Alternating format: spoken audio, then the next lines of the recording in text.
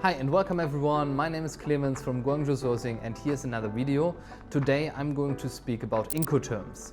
Incoterms are a very important part of the entire trade journey. My personal feeling is that many people, especially when they're getting started with sourcing from China, are a little bit confused about Incoterms, don't know what to pick or what's the right choice and how it works. So I want to spend a little bit time today to explain Incoterms, what are Incoterms, what Incoterms are good to use, what are we using here in China. So let's directly dive in.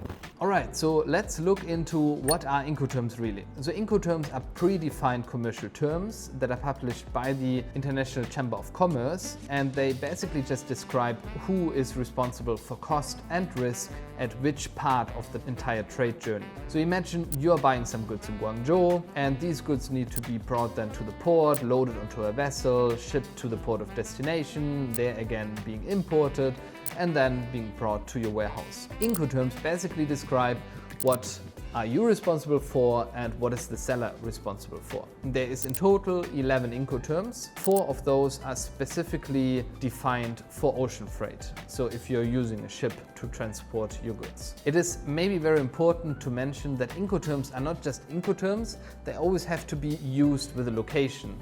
I think once I'm explaining a couple of examples, you will understand why. So let's look at a couple of examples for Incoterms. I am not able to outline all the 11 different Incoterms here, and I think that's also not that important. You can read all of that online if you're interested about it, but theoretically, if you're sourcing from China, there's just a couple of Incoterms that are really relevant and important for you and that you probably will make use of. Alright, so let's get started with the simplest Incoterm that's out there, which is Ex-Works.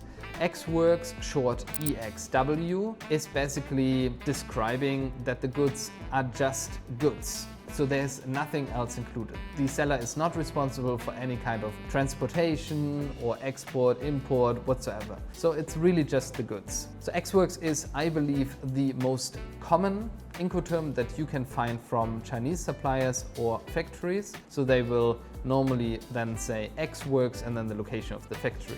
So if the factory is in Guangzhou, it will be just Ex-Works Guangzhou. So you have to understand that there is nothing else included except the goods, right? So the seller is not obligated to help you with, let's say, the transport to the port or anything else, or even custom clearance. So that's not generally a problem. I think shipping forwarders can help you with that too, but it's important to understand that. All right, let's speak about FOB. FOB means free on board. FOB basically just means that the seller is responsible for all the local transportation plus the export clearance and loading the goods onto a vessel. This implies a couple of things. So that means the factory will take care of actually loading the container for you, bringing the container then to the port. If you're shipping LCL, that means they will prepare a pallet, bring it to the port, and then also clear customs and do all the paperwork that are associated with the custom clearance at export. Once the goods are loaded on board of a vessel, the risk and cost basically shifts over to you. So you have to pay in the end the ocean freight and then everything that comes after. So the custom clearance on your end and then the transportation to wherever you want the goods. All right, and then there is a third Incoterm that we are using a lot in China here, which is CIF. CIF means cost, insurance and freight.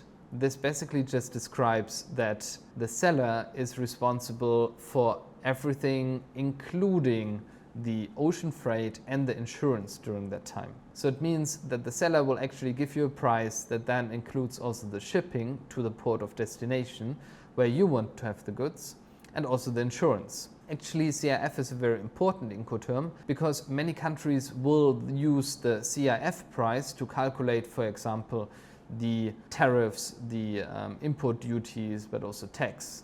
So it's very important to keep CIF really in mind. I personally have to say, I don't think many factories are really willing to offer CIF terms just because shipping costs are constantly changing slightly. And factories are not explicitly good in just having an eye on the shipping cost. So they prefer to actually give you a price that is just Ex-Works, so just for the products, or then possibly for a full container load FOB. So they do the custom clearance on their end, so in China, and then bring the goods to the port. But they're not necessarily eager to quote the shipping, so the ocean freight on top of it as well. Just also because I guess a lot of times orders take time to be confirmed.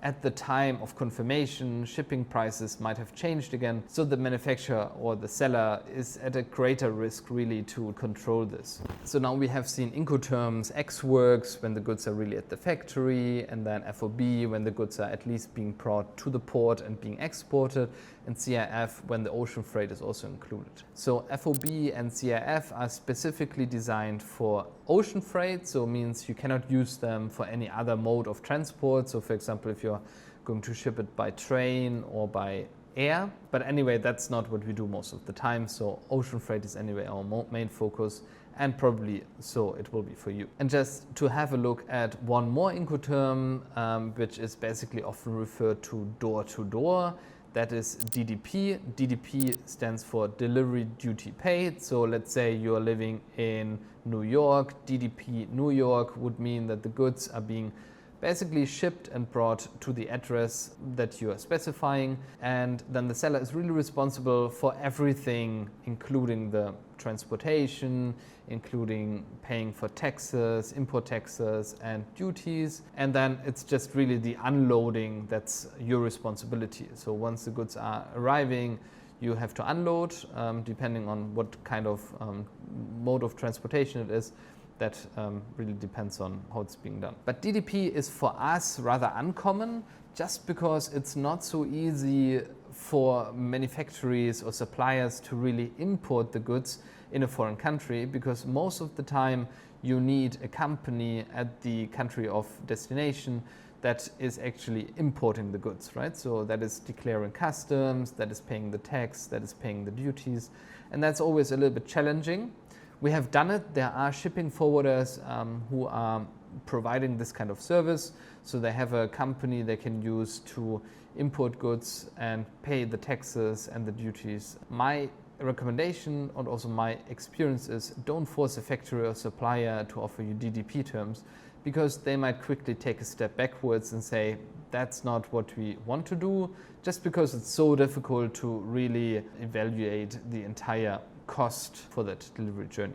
All right, so let's have a look at what is the best Incoterms for you to choose. I do believe that's a very difficult question to say. At first, I think in China, most of the time factories will give you ex-works prices, especially for smaller orders. Once you are getting a little bit bigger and you're getting a full container load, they might be willing to give you FOB terms. Remember, it's always connected to a location. So when you are, for example, exporting from Shenzhen, from the port in Shenzhen, then it would be FOB Yantian, or if you're exporting from the port in Ningbo, it would be FOB Ningbo. That's always important to keep in mind, right? That's basically the two terms you will see a lot of times in China. I don't think many factories are willing to offer CIF terms, but if you have a good relationship to the factory and they know it's important for you and they have a good sales team that is also very proactive, I believe that's also something you can get. It's nice for you because you don't need to really bother too much about shipping anymore. You just need to find a local agent, shipping agent, or logistics agent in your country who is doing then on your behalf the import procedures and bring the goods to your warehouse or the place where you want to have the goods. I honestly also believe if you are really doing sourcing and procurement from China professionally, you might have good contacts with a shipping agent, and especially perhaps if you're shipping a little bit more, you're getting better rates.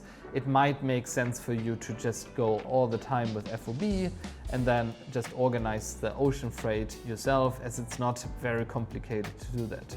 All right, so this is all from today's video. I hope you enjoyed my little explanation about Incoterms. I know there is plenty of more Incoterms that you can get to know, and therefore we have drafted a little blog post where you can read a little bit more about Incoterms and what are the different Incoterms are used for. I can also recommend the Wikipedia article about Incoterms, which is also very detailed and professionally written, so there's a lot of information you can also grasp. All right, thank you so much for joining me today. If you liked this video, feel free to subscribe and hit the bell, and we would be happy if you're joining us for the next video. Thanks a lot. Bye-bye.